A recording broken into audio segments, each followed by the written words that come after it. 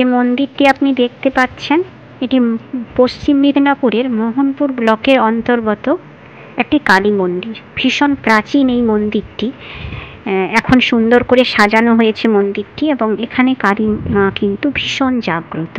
এখানে প্রতিদিন প্রচুর ভক্তের সমাগম হয়, প্রসাদ হয়। দেখছেন এখানে এই যে জ্বালনগুলো রাখা আছে কাঠের, এখানে কাঠের জ্বালনে রান্না হয় আর প্রচুর ভক্ত সমাগম হয়, প্রসাদ হয়।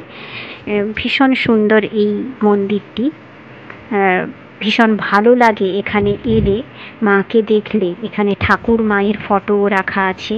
প্রতিদিন এখানে পুজো হয়। এখানে রান্নার জায়গাটিও কিন্তু ভীষণ বড়, অনেক জনের রান্না হয়। উনুনগুলো ভীষণ বড় বড়। প্রসাদ যেখানে হয় মায়ের, ভেতরে আমি দেখাতে পারলাম না যেখানে মায়ের প্রসাদ হয়। খুব ভালো লাগবে এখানে এলে।